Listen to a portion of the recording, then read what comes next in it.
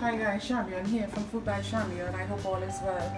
I am going to show you guys. I'm going to demonstrate how to cook beans, dry beans, right? So today I'm going to use red beans, right? It's exactly a pound, right? I don't want to. My goal is to get you all to lessen down as much as you can when using canned stuff. It's necessary for times of disaster and crisis and so forth, but I want you all to start buying your beans fresh, right? So this is the pound of red beans, and it's also called, in the international world, some persons will call it kidney beans, right? It's dry, as you can see. You want to make sure you wash it. I washed it. Make sure it's in something that you can get it drained, and you just get it into your pressure cooker. I'm using the pressure cooker. You can use your slow cooker also for it. I don't usually season my beans and so forth before it's finished pressure cooking. It's not necessary, and sometimes during cooking, you will hear me say time and time again, the seasoning cook sauce. So I'm just using a bit of iodized salt. I want to say that I once heard, right, but because I don't cook beans on the stove traditionally, I always pressure it or slow cook it. I don't know how accurate it is, but I once heard someone say if you salt beans or peas when you're about to boil it, not pressure or slow cook, it slows down the cooking process. The salt somewhat stiffens or hardens the peas, right? So be mindful of that. You don't want to do that and chance it, before. Yes, it have the methods for person that don't have the pressure cookers or slow cooker where they soak it overnight in some room temperature water. Yes, you can do that. Some persons locally in Trinidad, they may put some baking powder in it, right? But I like to always just cover all angles of things that I know about, right? What I will do at the initial stages here is add some oil. When you are using your slow cooker or pressure cooker, always put some oil. So I'm going to use a bit of canola so we won't have any sticking whatsoever at the bottom. I'm also going to put at this stage couple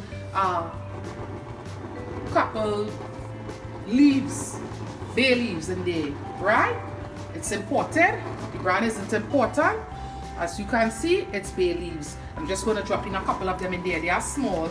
I believe it's American bay leaf. It's not local, I can tell you that much. By local, I mean it's not our own that we get here in Trinidad. And if you are using our, I'm going to use that much. If you are using the local ones, sometimes try using it fresh instead of putting it to dry before you use it, and tell me the flavor that you have. I use it fresh all the time. It's amazing. However, when you are using bay leaf, you don't want to consume it or eat it rather, because what happens is it's dangerous when you eat it, okay? So you want to get it out before you serve it. If you are going to refrigerate it, you can't leave it in there, right? Freeze it and such your peas or whatever it's in, but please remove it before you eat, okay? So I'm just going to cover up the pressure cooker you all saw, right? I'm going to cover up my pressure cooker at this stage. It's going to need it's going to have to cook until it's tender, pretty much, right? And we're just going to leave things right here until we are ready. I will say my pressure cooker is going to take about 30 to 40 minutes. And then we are going to be perfect, right? So keep watching and as I bring it together for you.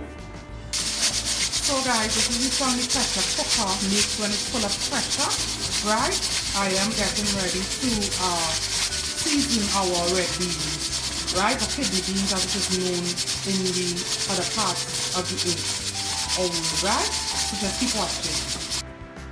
So guys, this is where our red bean or kidney bean reduced to in my pressure cooker, right? See how gorgeous it is. It's soft, it's nice. I'm going to just add the seasoning at this stage. I have some freshly chopped seasonings, chive, onion, and lots of pimentos, right? You can use shallot belly in there. I've said time and time again, but it does taste good in here. I've said time and time again that shallot belly is too pushy for my taste. It takes over everything, right? So it's a herb or seasoning that I very rarely use. If you are wondering what this is my blend of seasoning, what it looks like, I freshly blend it. Every time I'm ready to cook, I only do a fresh blend. If you are not from the Caribbean or Trinidad and Tobago and you are wondering what is shallot belly, it's a herb that's native to us here in the Caribbean, right? You can put carrots in there, shredded carrots. It's going to be lovely. You want to get as much veg as you can when you can, right? And also you can put shredded pumpkin. I happen to have about a half cup of shredded pumpkin, and because it's shredded, it don't need any additional time to cook. You can also pressure cubes in there if you so desire. It might sound foreign or weird to a lot of you, but no, it isn't. In America, if you live in the international world, just use squash, right? So this is what my pumpkin looks like. I'm just going to add it in there, right? No need to cook it. And of course, I'm going to put some of my sugar in there. You can use brown sugar. In Trinidad, we don't get what you all get in the international world. We don't get pack light brown sugar. We get regular brown sugar. Ours is somewhat of a dry texture. I'm going to show you guys, right? This is how ours look. And this is a clean version. Sometimes it varies by color, right? You have different brands and all of that, right? And this is some perfect. Some persons will put coconut milk in their kidney beans or red beans. I won't, right?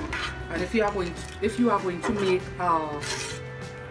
beans and rice cook up, you don't want to do your beans this soft and you don't want to season it beforehand. You want to season it only when you are combining it. This is not a demo of such, right? I'm just saying, because it might come up as a comment, you know, what to do if I am going to combine it. Don't go this soft, right? So you see how good it looks, and just let it simmer for a bit more. You want to leave it with a couple, not this much, just a little lower than this, of liquid, because it's going to get thick when it gets cold. All peas or beans does that, right? So you want to pay attention to things like that. The seasoning combo smells just lovely. I don't really put ginger in my peas, fresh ginger, because you know, like I say, every time I cook, I use a different blend of seasoning, fresh seasonings, and I don't really like ginger in peas. I've tried it and it's not something that I love in peas, unless with the exception of fresh pigeon peas. That's the only thing I love ginger in, my only peas. Other than that, I don't put ginger in any of my peas. And everything I cook, I season different, like you all heard me say time and time again. You just want to let it simmer for about 3 minutes, and then I'm going to show you all me plating it, okay? So guys, this is where I'm taking off my pizza. This is where you want your own to be at also. Look at the consistency of the liquid that's in it, right? And I am going to just pull it. It can be frozen. It's kept well. It freezes well. Let's put it that way, right? It looks like a lot of liquid, but it is not, because it's going to thicken up as it gets cold. Right? So don't ever cook your peas too dry. Keep all that I've said in mind when you are cooking your peas, okay? It smells just lovely, by the way. It's going to be good on white rice, you know, a couple of things, you know. It's just brilliant. Smell is just amazing.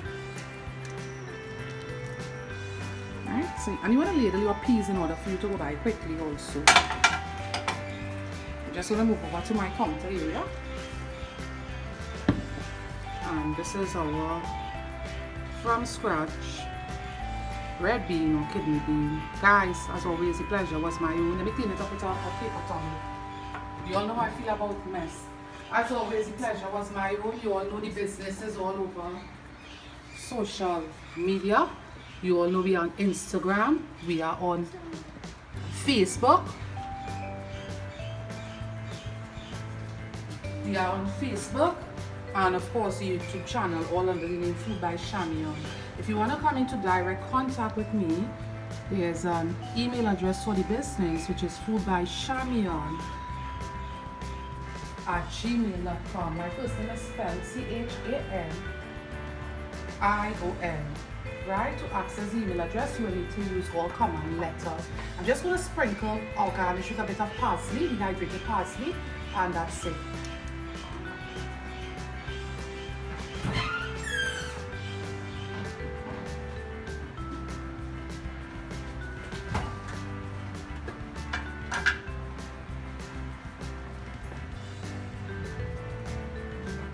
You can use freshly chopped parsley if you have it, right? Not much, just you all know how I feel about parsley, right? I'm hoping that it's becoming some of your favorite herb also, right? So about there is good, right there is good, right guys? So bye until I'm with you all. Thanks for your love and support and watching.